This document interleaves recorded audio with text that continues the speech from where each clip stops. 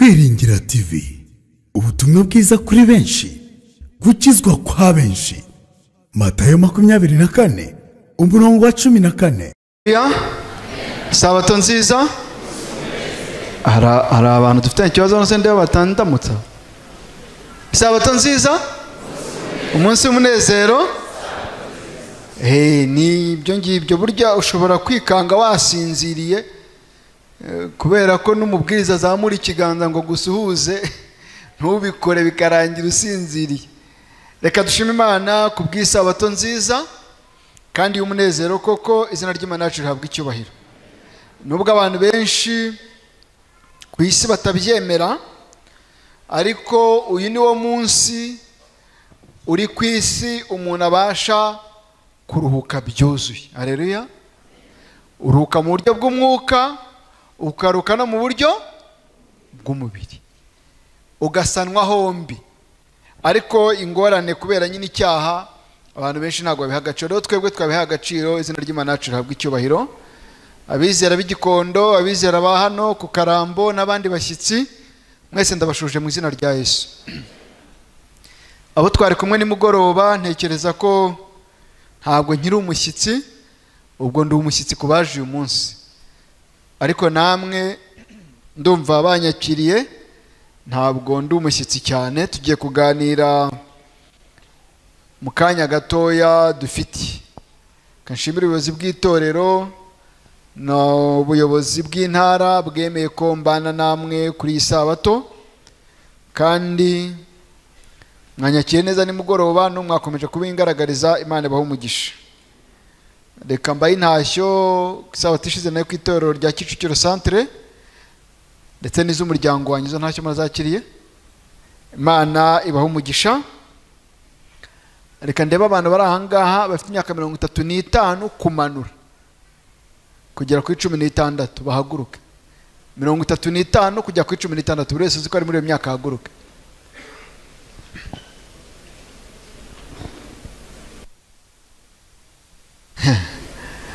Bakuru b'itorero, aba bantu mwari muzi ko mubafite, kandi ubasanga ari ibintu byananiranye hano mufite abantu bafite imbaraga nk'aba ngaba. Uko muhagaze mundebe hano, uko mugize gute, uko muhagaze. Bambwira gahunda y'aha ngaha, bambwiye ko ari mwebwe mwantumiye. Nibyo cyangwa bababeshyeye? Nibyo cyangwa bababeshyeye? Nibyo. Niba ari mwe mwantumiye, nizere ko ntari bubabure. Umuyobozi hano yatanze itangazo ryoshye, arababwira ngo uyu munsi murarya. Ubwo rero ibyo buryo babatekeye ntimubibureho. Imana ibahe umugisha, mwicarire. Hari ibiryo ntabwo yavugaga iby'umwuka gusa, oya, hari n'ibiryo by'umubiri. Murarya, turarya. Hanyuma nyuma yo kurya ibyo biryo by'umubiri, turakomerezaho turye n'iby'umwuka. Rero niba ari mwe mwemeye ko mwifuje ko nza hano uyu munsi, simbabure, si byose simbabure. Reka nshimire korari abategereje. Imana ibahe umugisha, Imana ikwiye icyubahiro. Nk'uko twabyize nimugoroba, kimwe mu bintu dukwiye kumenya ni ukumenya ko Uwiteka ari we Mana yacu. Abo twe kumwe nimugoroba twabisesenguye, kandi iyo Mana yacu tukayikunda, tukayiha n'ibyacu byose, hanyuma amategeko yayo akaba muri twe. Twasanze ari bwo umuntu abasha kuba muri iyi si ari muzima. Iyi sabato nayihaye insanganyamatsiko ivuga ngo umusore usobanutse mu isi isobanye. Umusore usobanutse mu isi igize gute? Twabitangiye nimugoroba, ingingo zose zagenda zitsitsa aho ngaho. Ariko twabonye ko iyo tuvuga umusore mu Adventiste ntabwo tuba tuvuga imyaka gusa. Nubwo hariho tugera tukagera ku myaka, ariko muri iri torero burya nta musaza ubamo. Buri muntu wese wahamagawe akitaba yitwa ingabo yande ya Yesu. Kandi buriya murabizi, ingabo zose na hano ku isi iyo bagiye gushaka bajya mu gisirikare no mu zindi nzego z'umutekano, bareba abasore, ko twabonye ko ari twe dufite iki? Imbaraga. Rero twabonye ko tuziga inkingi ebyiri, ubwo ndasubiramo batari bahari nimugoroba kugira ngo tujyane. Twabonye ko inkingi ya mbere twize nimugoroba twari kumwe ni iyihe? Bibiliya. twabonye ko kugira ngo ube umuntu usobanutse muri iyi si ari uko iki gitabo kigomba kuba ari inshuti yawe, akaba ariho ukura inama zose. Ari amagambo twasomye ngira ngo ntere ishyari abataje nimugoroba. Twasomye mu gitabo cy'uburezi ku ipaje 126, ndasoma amagambo make cyane kugira ngo mwumve ko nimugoroba mwahombye burya mujye muza gutangira isabato. Twasomye amagambo avuga ngo uwiga ijambo ry'Imana afite umutima umaramaje kandi ushaka kwigishwa, ashaka gusobanukirwa ukuri kwirimo, azayihuriramo n'uwayandikishije. Icyo ni icya mbere, azayihuriramo n'uwagize gute? Iyo ni Imana bazahura. Icya kabiri, kandi usibye ko ubwe yabyihitiramo, naho ubundi gutera imbere kwe nta rubibi bifite. Haleluya. Uretse kuba jyewe nawe twabihitamo tukabyanga, ariko twabonye ko gutera imbere kwacu twabonye ko ari mu buryo bubiri. Abo twari kumwe twabonye ko ari mu buryo bw'ibigaragara no mu buryo rw'iby'umwuka. Twabonye ko nta rubibi bigize gute bifite. Rero nubona utava ku iyogi, ntuzagire ngo ni ikibazo cy'ibyanditswe byera cyangwa cy'Imana, ikibazo kizaba ari icyawe wabyihitiyemo. Rero twashoje nimugoroba tubona ko dukwiye gutunga Bibiliya ikaba imari yacu, si byose? Nimugoroba natanze ikizamini mu bantu babiri bari bari ahangaha, ariko kujya n'ubu ntawe nigeze mbona, abayobozi ntawe bambwiye. Bivuze ngo abantu babiri nabonye ahangaha batari bafite Bibiliya, ni ubwende bwabo kutazijya. N'ubu ndongenda bivuze, niba utinyuka kugura telefone 100,000 ingahe, ukagura ikote ry'100,000, ukagura inkweto 100,000, ukagura igitenge cy'100,000, nta Bibiliya ugira, mva ntabwo ari uguca iteka, ariko ntabwo uri umudivantiste. Nukuri ntabwo uri we pe, kuko intwaro yacu ni Bibiliya. Rero ubwo niba utayigira uri umusirikare wo muzingabo. Mugerageze mushake Bibiliya. Abakuru murabizi Bibiliya uko zagiye zizamuka mu giciro, birimo biragenda bihinduka. Mu minsi mike mushobora no kuzibura burundu. Mfite Bibiliya hano muri telefone yanjye. Murabizi ko Bibiliya y'icyongereza yitwa King James, sibyo? Ose mwari muzi ko hari Bibiliya yitwa Queen James? Mwari muzi ko iriho? Abantu bayizi ni bande? Queen James. Abantu bo kuri ICT, niba mufite abantu bo kuri ICT munyumve, mufite internet aho ngaho muri mu gukoresha kuri ICT, mufite internet, reba muri Google ushaka iyo Bibiliya yitwa Queen James, ukore screenshot cover yayo yonyine, nuyibona umbwire. Hari icyo nshaka kubereka. Niyo nabandi mu Ikigisho we uncira isiri ndaba nkureba. Ndashaka kubereka ko ibintu dukina nabyo ntabwo ari ibintu byo ndanze kwivuga. Reba yitwa Queen James, uyirebe ukore screenshot ya cover yayo, hanyuma iyi project hariya nihagera ndababwira icyo nashaka kubabwira. Mwitonde, mwoge magazi, amazi ntakiri yayandi. Maze gusoma Bibiliya zirenze imwe zitandukanye n'iyacu. Ejo nabonye Bibiliya yasohoye n'Abafaransa, ivuga ko Imana ari umugore. Ko mujujura, ariko ibintu mwiga mugira ngo ntabwo bizasohora. Ivuga ko Imana ari iki? Ari umugore. Kandi urabyumva ko nta kintu bivuze. Uri umudivantiste umunsi wa 7. Dukwiye gutinyuka tugahagarara Imana tukavuga ngo Mana, ibintu twasomye ko tubibona dukora iki?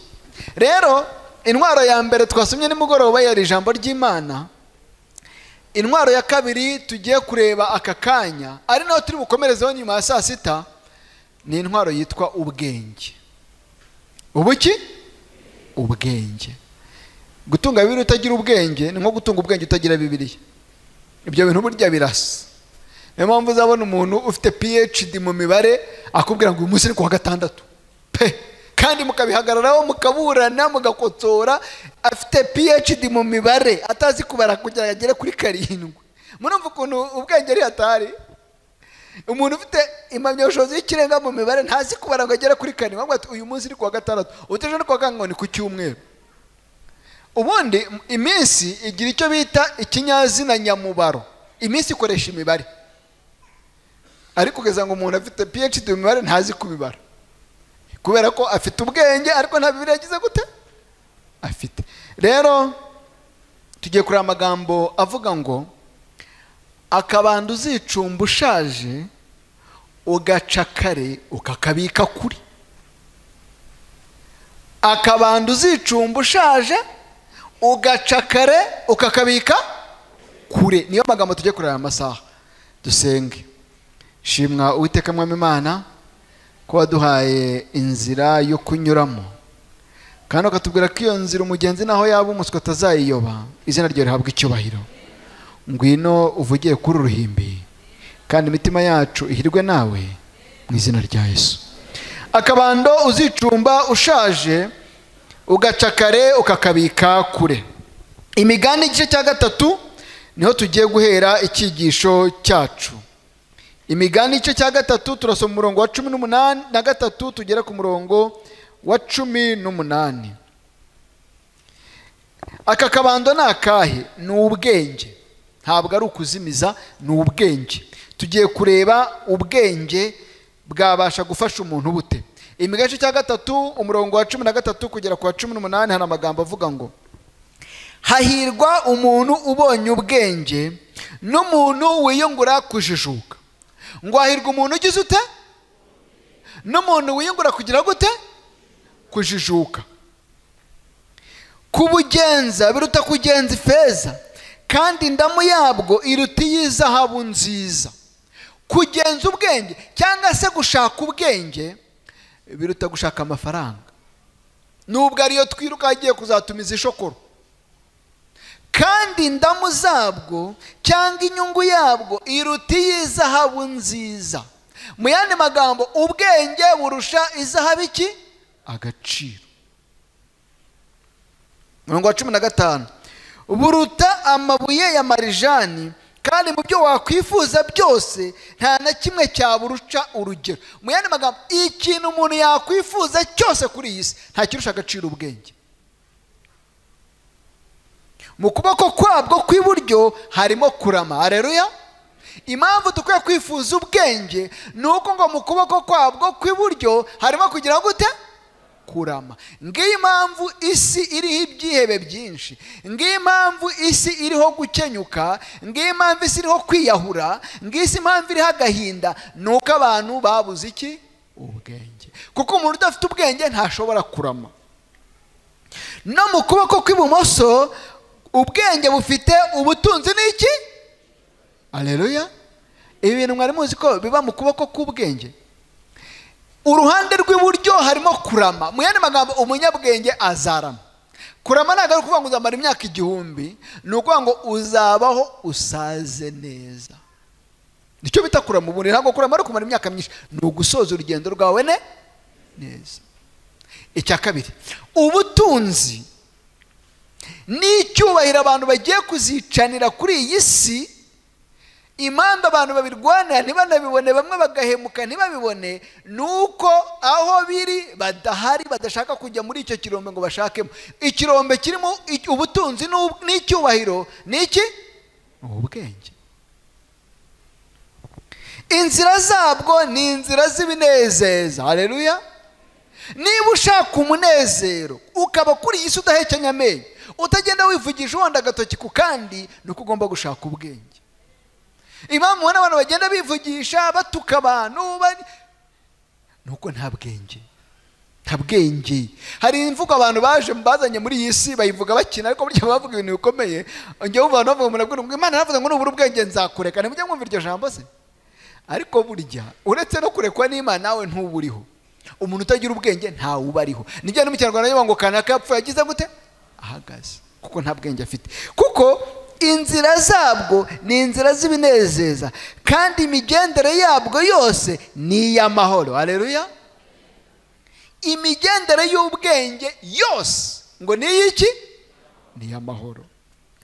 Ababwakira bubabera igiti cy'ubugingo. Noneho mwumva aho dushoreje. Umurongo wa 16 turatubwiye ngo abakira ubwenge. Umurongo wa 18 nako, abakira ubwenge bubabera igiti cy'iki? Haleluya. Ngiyi impamvu barama. Mu yandi magambo, abakira ubwenge, abakiriye ubwenge, ntabwo kwiga iby'ubugingo, kwiga byandi twigaga bya Yesu ko yabaye umuntu kandi ari Imana, ntabwo bikubera amayobera, kuko uhagaze ahantu ubasha kubyumva neza. Abakira ubwenge bubera igiti cy'iki cy'ubugingo. Mu yandi magambo, aba bantu bafite ubugingo nubwo bakiri ku isi, kandi ubukomeza wese abagira umugisha. Haleluya. Ukomeza ubwenge wese ngo abagira iki? Imana iduha umugisha kuri Sabato, iduha ubwenge kugira ngo tubashe kubaho turiho.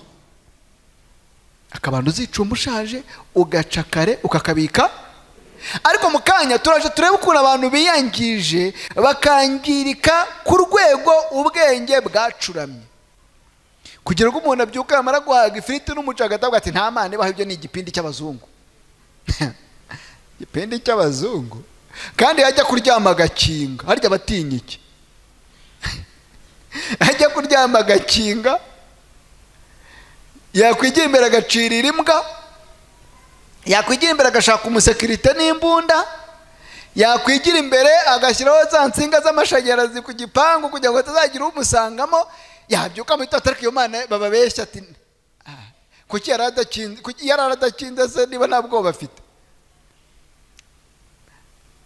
Icyatumye akinga kwa kundi nuko hari icyo yikanga mu mutima we. Ubwenge iyo bubuze abantu bagira ikibazo. Reka mbaho urugero. Nigeze kumva inkuru, ntabwo ari inkuru, ni ibintu byabaye. Cyari ikiganiro numvaga hashize imyaka myinshi, nka 2004 gutyo na 5, cyari cya kuri Radio Rwanda. Bare mu kuvuga ibijyanye n'umutekano mu mujyi wa Kigali. Noneho umuyobozi wari muri icyo kiganiro avuga amagambo kuyibagirwa byarananiye. Aravuga ati ikibazo dufite mu Rwanda, muri uyu mujyi, abantu umujyi ufite umutekano umeze neza, ariko umuntu yumva yubatse igipangu ntacirire imbwa ngo ashyireho senyenge, ashyireho amacupa, akumva ibyo nibyo bizamuha amahoro.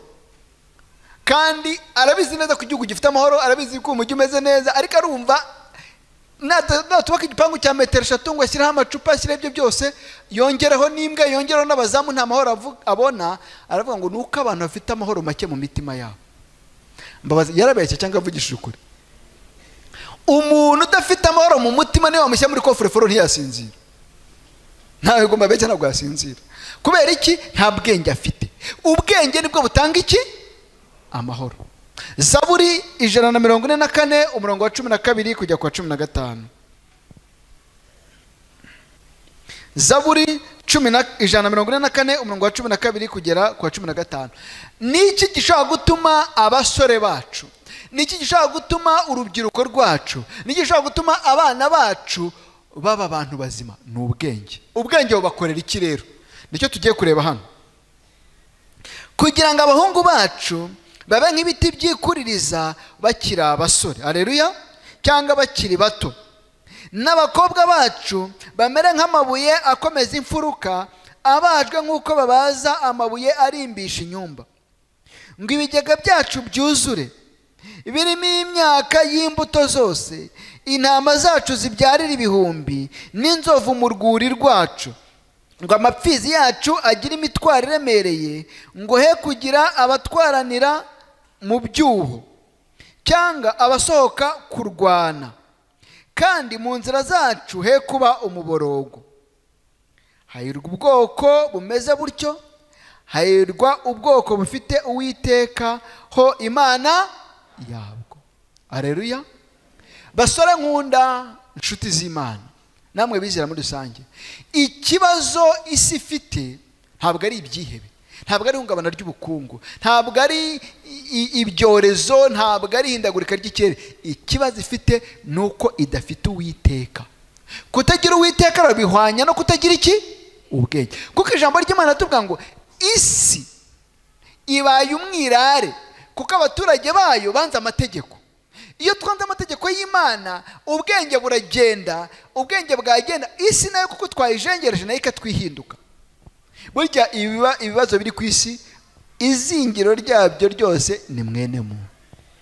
Ni mwene muntu. None ubwenge ni iki? Abahanga bagerageje gutanga ubusobanuro bw'ubwenge, baragerageza baravuga ngo ni ubunararibonye. Ni ukuba umuntu afite ubunararibonye, afite ubumenyi yakuye mu bintu runaka yabayemo, ariko bavugamo ikintu cyantangaje ngo abasha gutekereza neza. Abasha gutekereza neza, ngo uwo niwe wujuje ibyangombwa byo kuba umunyabwenge. Gutekereza neza, harya umuntu yatekereza neza adafite Imana? Ntabwo bishoboka. Wateranya imibare bigahura, wakora akazi bigahura, ariko iyo muri wowe nta Mana irimo, bya bindi bita gutekereza neza, mu kanya bihinduka ikibazo. None se Bibiliya itubwira ko ubwenge ari iki? Yobu 28 umurongo wa 28, dore kubaha nibwo kubaha Uwiteka nibwo bwenge. Ntabwo ubwenge ari ko umuntu afite amashuri menshi. Kuyiga ni byiza rwose, tuyige tuyakomeze tuyaminuze. Nanjye ubabwiriza hanga wundi umunyeshuri ndi mu ishuri, umuntu ariga akarinda azana uruhara n'imva umusatsi ugashiraho ngo arimo ariga, ariko ibi babyita ubumenyi. Njye nkabyita amaco, tuba dushaka ngo turebe icyo twabona duhayisha iki gifu, turebe ko twagiye icyo tugishyiramo, ariko ntabwo ari bwo bwenge. Ubwenge ni ukuva mu byaha. Ariko iyi si ifite ikibazo. Hari ikintu abiga ibijyanye na sociology na za politike n'ikindi bita soft power. Soft power ni uburyo isi yashyizeho abitwa ko ari abanyabwenge, abo bahanga b'isi, bwo gufata umuntu mu bitekerezo nta ngufu ukoresheje, nta sasu ryavuze, nta mbaraga yindi isi ishobora kubona ko ari mbi kuri wowe. Abantu bakaba bayijyana no mu rukiko bakayiregera, umuntu akagufata akakugira uwe.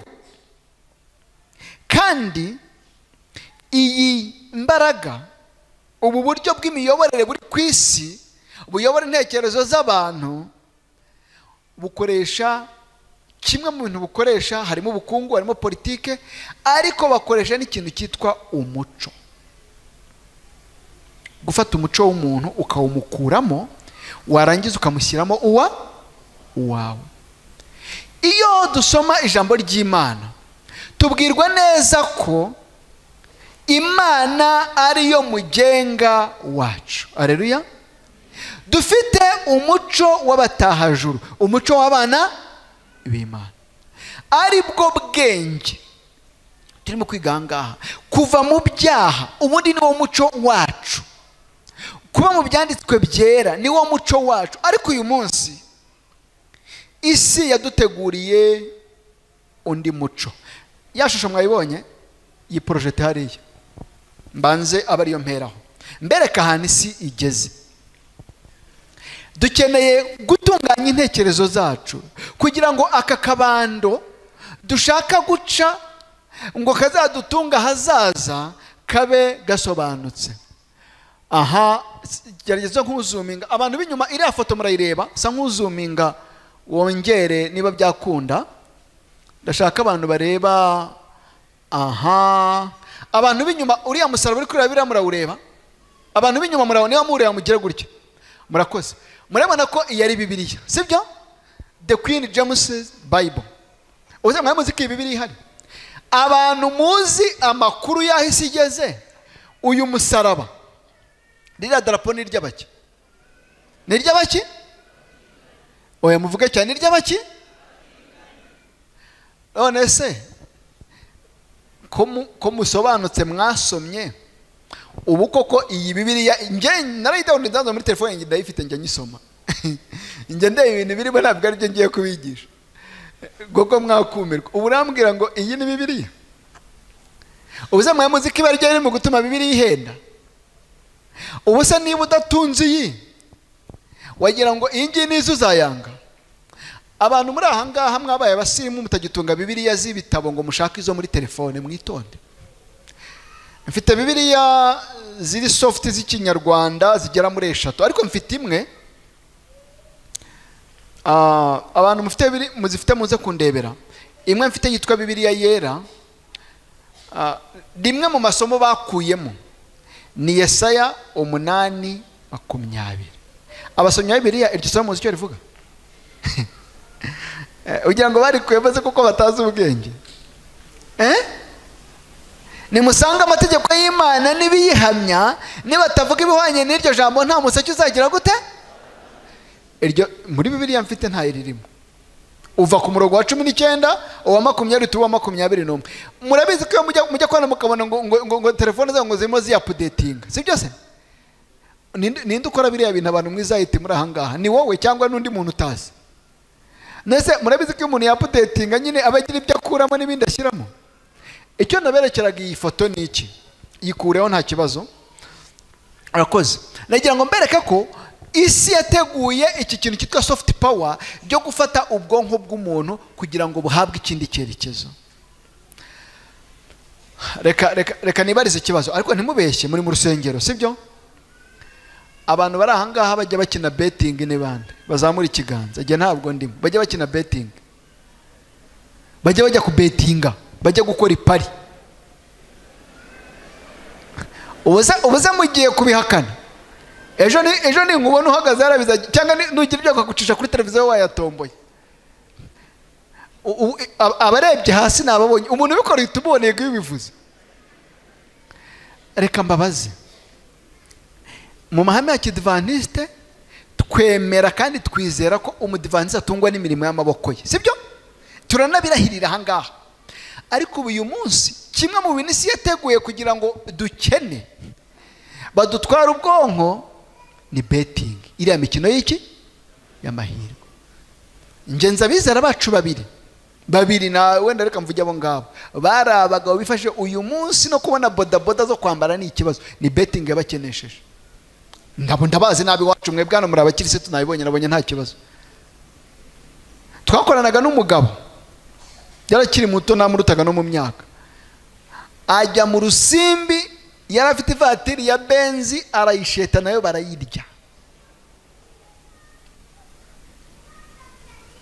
uwo ni umuco umwe uri mu kudukura mu bwenge umuco wa kabiri imideri uyu munsi ikintu cyitwa imideri kibaye ntabwo kikiri indwara cyabaye icyorezo cyabaye iki korari nkijya gushaka iniforume bakamara amezi 5 baburana baranze gufata icyemezo cya iniforume kubera ko buri wese afite umuderi we mu mutwe ashaka ko ubahirizwa uyu munsi ku ruhimbi kuvuga ibijyanye n'imideri batavuga ati umubwiza ntimuzongere kumutumira uriya ntabwo azaye igihe kigeze ariko burya hari ikindi kibyihishemo isi yateguye ko abantu bagomba guhugira mu mideri mfite igitabo nyine kinamazigirwa itorero muzagisome ntabwo ndi busome ibintu byinshi ariko babisobanura neza imyambaro imisokoreze imyisigire ibintu umuntu ajyamo akihugiraho akibagirwa gushaka iki umwanya w'ubwenge imiziki uyu munsi umuziki ni kimwe mu ndwara ziri mu gutwara ubwenge bw'abantu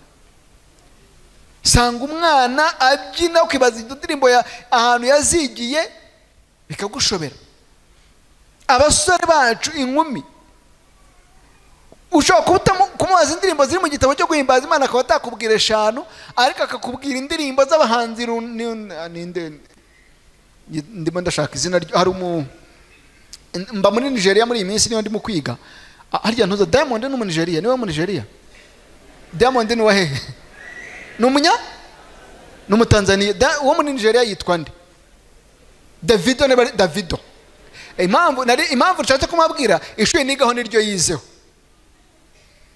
kuko tugira departement ya musique Davido niba ari Davido bavuga Davido bavuga Davido simbizi ugasanga umuntu azi indirimbo za Diamond niba ari Diamond azi za Davido ariko ntiwamubaza indirimbo yo mu gitabo ngo ayikubwire azi nuko bazibyina umva umuntu akaririmba kiriya kirimo cy'icyongereza cy'Nigeria yakutambwa ngo ari indirimbo y'Ikinyarwanda cye mpamvu ari ikibazo cyangwa si ikibazo muri korari mujya mubona iyo mushwanira imiziki kugira ngo mubone beat y'indirimbo byabaye inkundura ntibugire ngo ni ibintu bisanzwe ni ko ubwenge bugenda buva mu bantu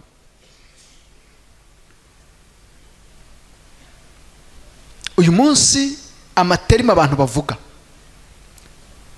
mu mafilime muri izo ndirimbo bagenda bashyiramo ibintu by'ibigambo bidafite rimwe na kabiri kandi ukumva n'abantu bacu barabivuga reka mbabaze ikibazo abantu b'igitsina gore muri ahangaha cyane cyane abakobwa iyo ubwiye mugenzi wawe uri umukobwa nawe nundi sibyo akantu kajya kantera ubwoba kandi abantu benshi ntabwo bazi icyo bavuga ngo ariko mani reka umukobwa yise undi mani abamubwiye ngo iki ndetse burushaho kubonerera abakireba izuba kuko ubwenge ari ubwugamo nk'uko ifeza ari ubwugamo ariko umumaro wo kumenya n'uyu nuko ubwenge burinda ubugingo bwugeze gute bw'ubufite niba nta bwenge ufite bukurindira ubugingo ibije byose ukajya inyuma yabyo ukabikurikira ugeze aharenga ngarukiye aho ngaho ntabwo mvuze ibintu byinshi uyu munsi indwara yitwa kwigenga yaraje ijyana mu itorero umuntu arakora ibintu ati ni uburenganzira bwanjye inama y'itorero yamuhamagara ataka ibintu wakoze ni ibiki bitanye n'umurongo w'iby'Imana ishaka ariko mwagemereka kutubuza uburenganzira bwacu niba ushaka uburenganzira bwawe ntabwo icyicaro cyawe ari iki hano nta burenganzira tugira uburenganzira bw'ahantu bugirwa n'umuntu umwe wenyine Yesu niwe ufite uburenganzira ngaho wenyine abandi twese turi abagaragu be turi muri uyu muryango we yaduhamagayemo tugendera mu mategeko y'umubyeyi wacu ariko niba ushaka kwigenga ubwo ujya kubaka urugo rwawe kera nkiri umwana najyaga numva batubwira ko kizira kuvugiriza iwanyu iyo wavugirizaga warakubitwaga kubera iki barakubwira tumva rushaho gutangiye kuvugiza ubwo wabaye umugabo ubwo abagabo babaye babiri gira uva abakuru murangaho murabizi ntabwo wemere kuvugiriza mu rugo rwa so ushaka kuvugiriza ujya kubaka urwawe ariko uyu munsi abantu bari mu itorero bashaka ko iby'Imana yavuze bivaho ahubwo iby'abakari aribyo bigira gute ubwenge kimwe mu bintu bumara ni uko butunga ubugingo bwugize gute bw'ubufite igitabo cy'inama zigirwa itorero umuzingo wa 2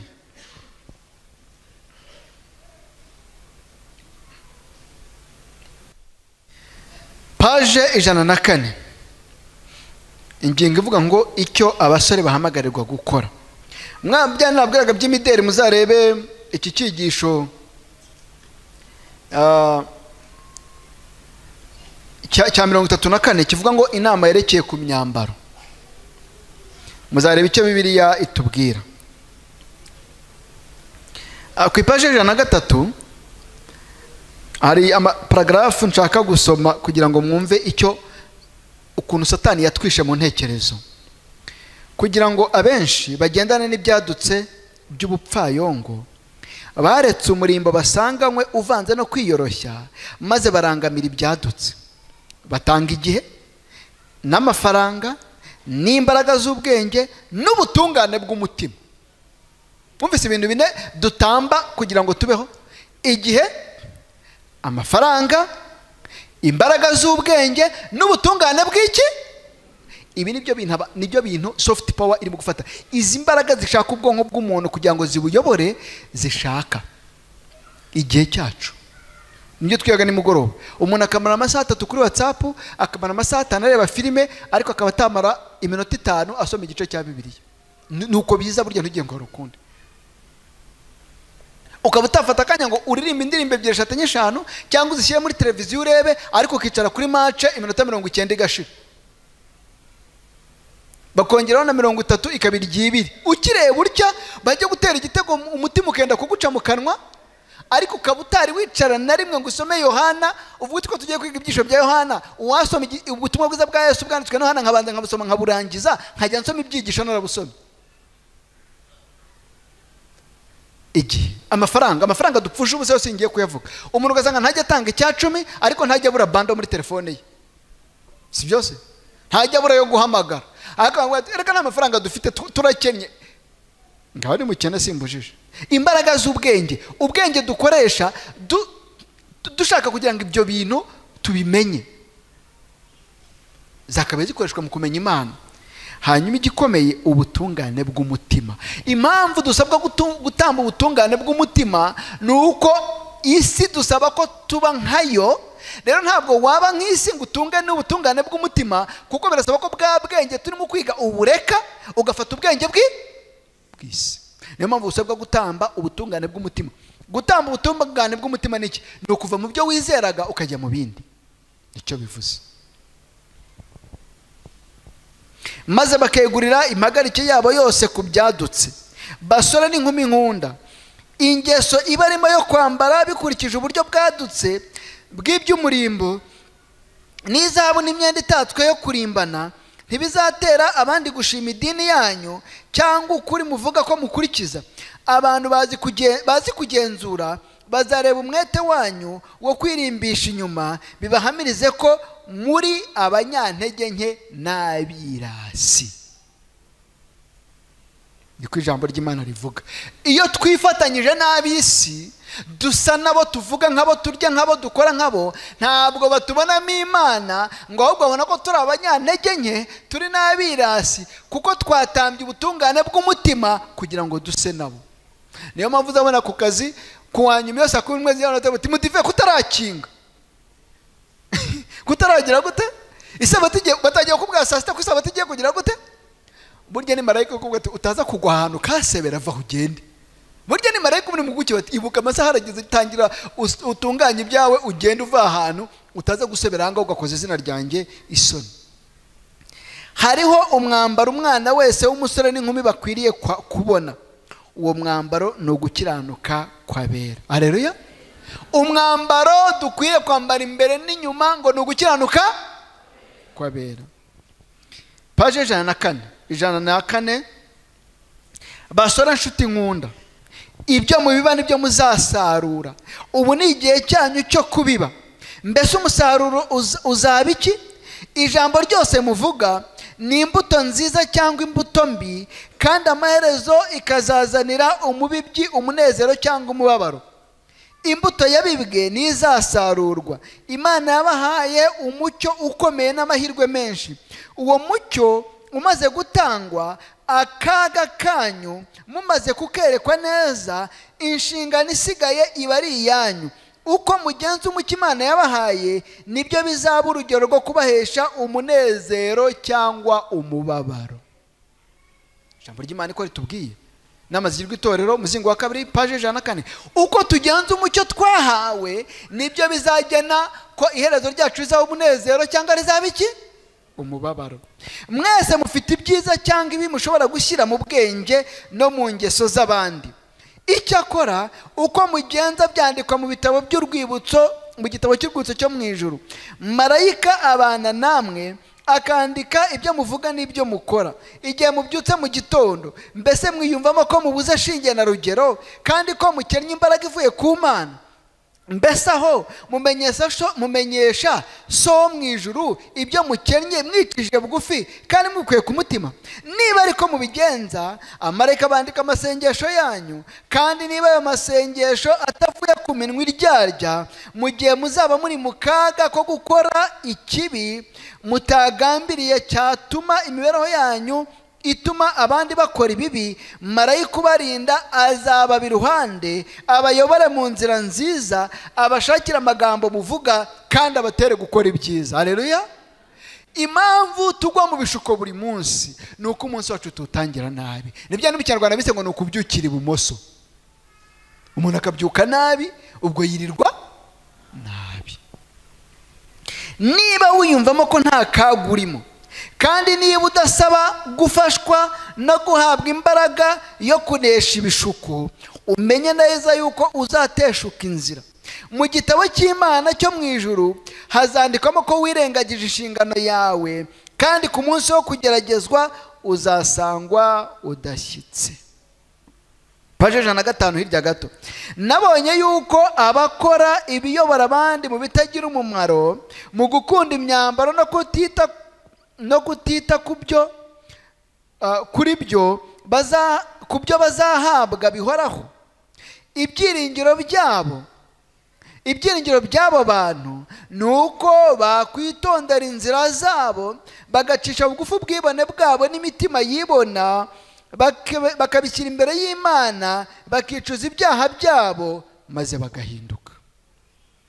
Igihe cyose turi muri iyi si, ibyo dukora ijuru rirabibona, kandi dukeneye kubera abandi iki? Urugero.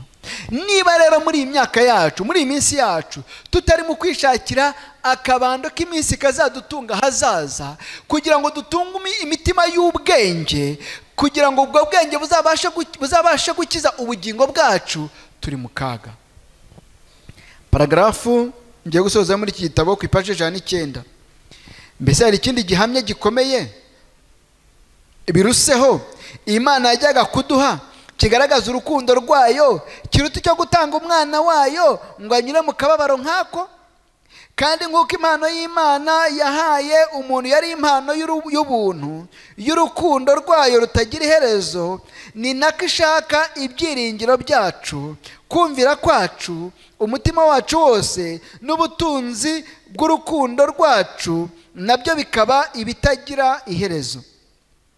Ibyo ishaka byose ni ibyo umuntu ashobora gutanga. Kumvira kwacu gukwiriye kungana n'impano y'Imana, gukwiriye kuba ugushyitse kutagira icyo kubuze. Twese turi mu mwenda Imana ifite iki dushakaho tubasha gukora tutagombye kwitanga ngo tube ibitambo. Ishaka kumvira k'uwo mwanya kandi guturutse ku bushake. Icyo kibuze nta kindi yemera. Iyo dufite uburyo bwo gutuma Imana idukunda kandi ikadutonesha, uyu mwaka wenda waba umwaka uheruka mu mibereho y'usoma ibi. Uwo ni umujemano wabyandikaga. Mbese mu basore basoma uku guhendahenda hari uwahitamo umunezero w'isi awuguranya amahoro Kristo aha uyashakana umwete n'ukora ibyo akunda unezerewe? Ikibazo kirabazwa ngo twebwe twicaye ahangaha kuri aya manywa, mbese hari umuntu wahitamo gufata umunezero w'ibihe byose, urukundo rw'Imana, akarugurana umunezero w'akanya gato w'isi? Tekereza ko ntawe kandi ntakahabi. Twese turasabwa guhitamo ibyiteka byose. Imigani igice cya 3 umurongo wa 21 kugera 26 negera gusoza. Imigani igice cya 3 umurongo wa 21 kugera 26. Mwana wanjye, twumva impuguro z'Imana. Mwana wanjye, komeza ubwenge nyakuri no kwitonda. Haleluya. Imana isaba ngo dukomeze ubwenge nyakuri no kwitonda, kuko bizaramisha ubugingo bwawe kandi bizabera ijosi ryawe umurimbo, maze uzagendere mu nzira yawe amahoro kandi ikirenge cyawe ntikizasitara. Haleluya. Kugira ngo tugende mu nzira turi amahoro nuko tuba turi mu bwenge kandi ibirenge byacu ntibasha kugira gute sitara, nuko tuba twubaha Uwiteka. Isi ntabwo ikeneye abanyamafaranga benshi, ntabwo ikeneye abantu bize benshi, ikeneye abantu badahindagurika, babandi ngo bavuga icyaha mu izina ryacyo, babandi bahagarara ku kuribona n'ubwo ijuru ryagiye gute ryamanuka, bandi bameze nk'urushinge rwa dira absoro rutajya ruherereba ikindi cyerekezo uretse amajyaruguru. Ariko ijambo ry'Imana akatubwira ngo ukuri kwaguye mu nzira abantu baragukandagira, baragusiribanga, bakuzanamo ubundi bucurabwenge. Umurongo wa 24, nuryama ntuzagira ubwoba, niko kuzaryama kandi ibitotsi byawe bizakugwa neza. Ntutinye ibiteye ubwoba by'inzaduka cyangwa kurimbuka kw'abanyabyaha kuje, kuko Uwiteka azakubera ibyiringiro kandi azarinda ikirenge cyawe gufatwa. Haleluya.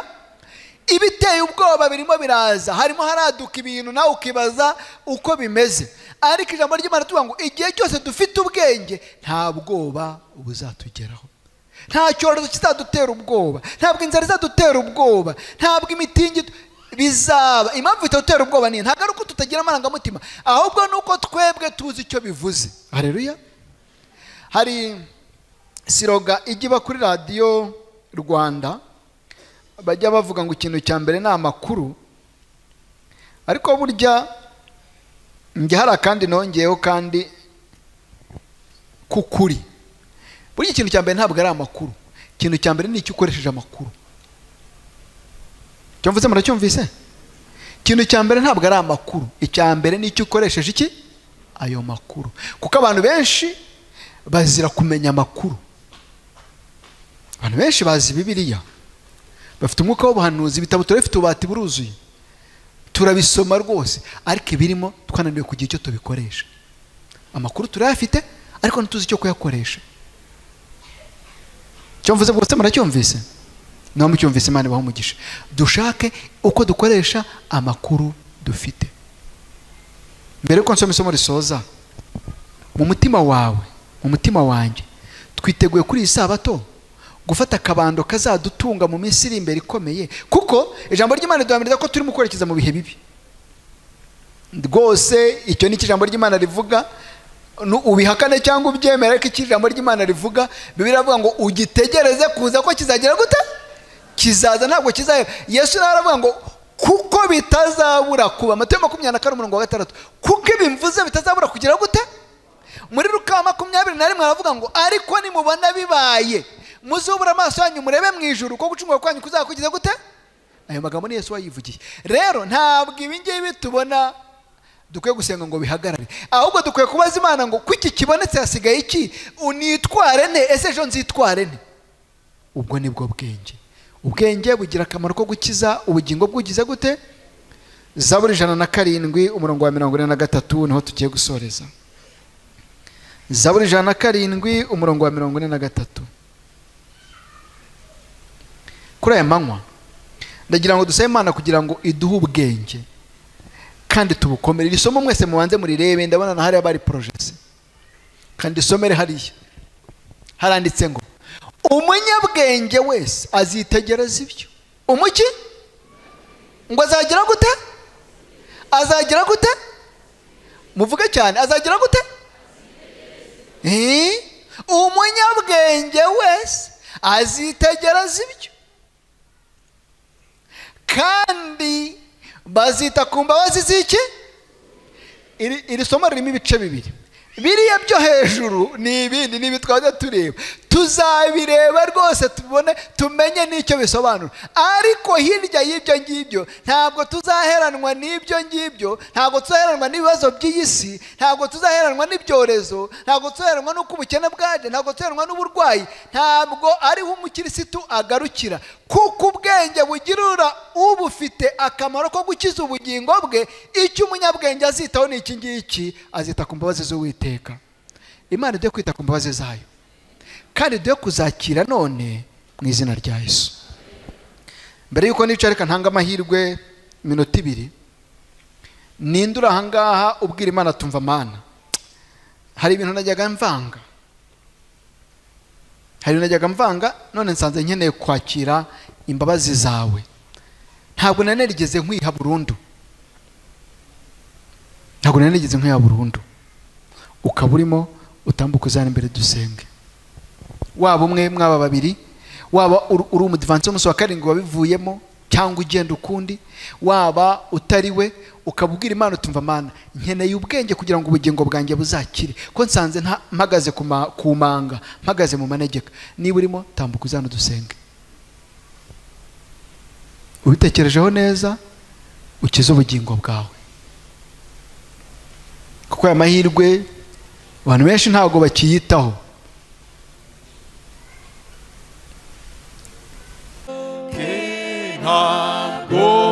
dusaba Imana iduhe kwikunda birenze uko tugenda tuyikunda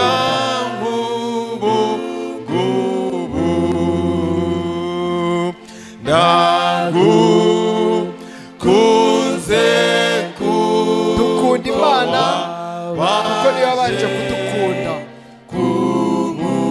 yaratwitangiye burya kandi ibyo ni byo biduhesha imibereho mizima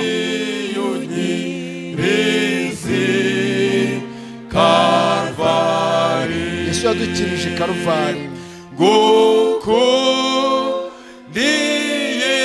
ikamba ry'amahwa yahambariye ninjye nawe yaryambariye iryo rituma tumukunda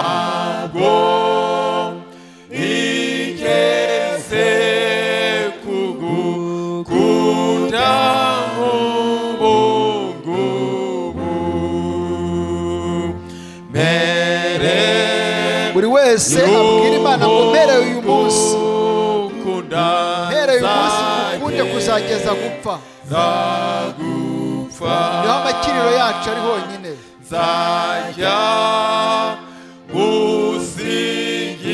kandi dukwiye kumusingiza iteka n'iteka kubw'igitambo cy'i Karuvali. Ubwo nibwo bwenge. Naho urupfu rwaza rukadutwara, tuzaba dufite ibyiringiro by'uko iherezo ryacu ari ryiza, kuko ubwenge butunga ubugingo bw'ubufite. Tuzaba dufite ibyiringiro bishyitse.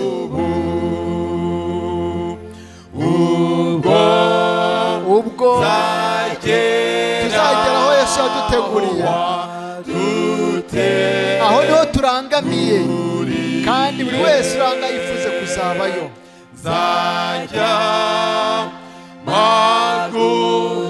Tuzakomeza guhamya urukundo rw'Imana rwadukijije iteka ryose.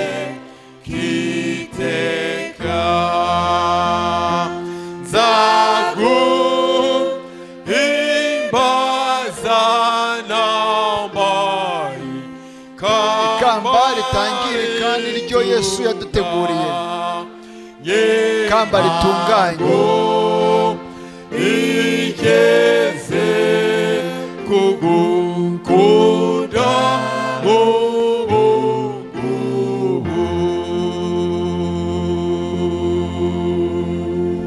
Aleluya. Ni bande banezere ku bw'abana b'Imana. Izina ry'Imana yacu rihabwa icyubahiro. Yaba twebwe twavugurura amasezerano yacu, yaba n'aba bana b'Imana baje imbere yayo bagatanga ubuhamya imbere y'iteraniro n'imbere y'Imana, twese Imana yakire kwitanga kwacu. Tugiye guhamagara usenga isengesho risoza aze arisenge, hanyuma namara kurisenga abangaba biyeguriye Imana baraca muri uyu muryango w'ibumoso babonane n'umuyobozi kugira ngo yumve ibyifuzo byabo, abakeneye gusengerwa, abafite ikibatsi ku mutima bumva batanga nk'icyifuzo kugira ngo tujye twishyira imbere y'Imana bikorwe. Asige twese Imana twakire mu biganza byayo mu izina rya Yesu. Amen.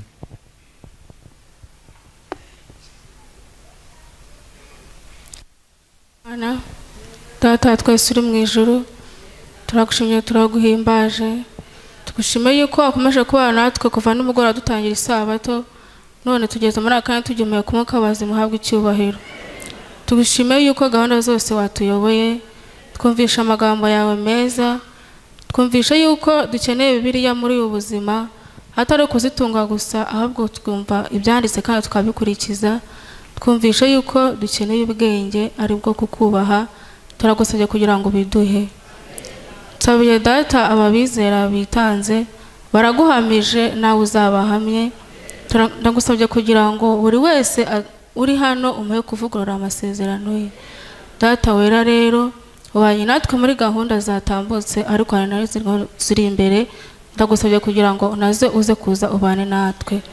Ndagusabye kugira ngo buri muntu wese urangaha umuhe kuba ujijutse, kandi Data uduhe kuba abasobanutse muri isi isobanye mu izina rya Yesu.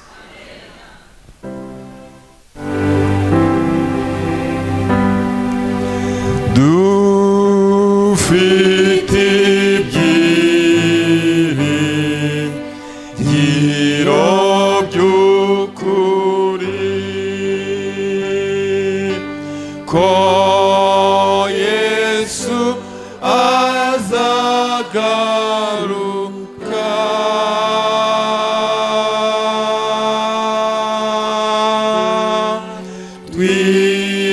twizezwa nuko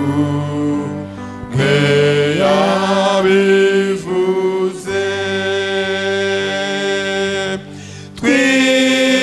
twizere isezerano rye.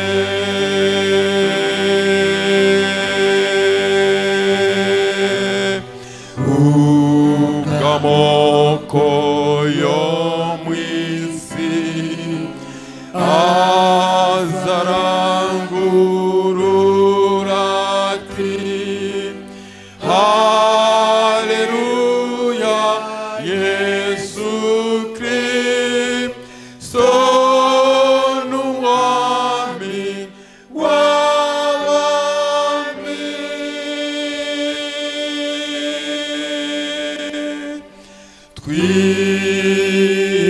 twiringiye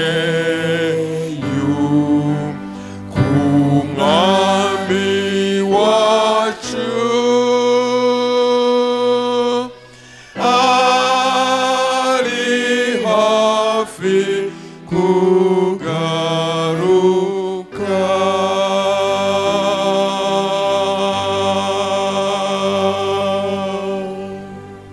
Kwiringira TV, ubutumwa bwiza kuri benshi, gukizwa kwa benshi. Matayo 24:14.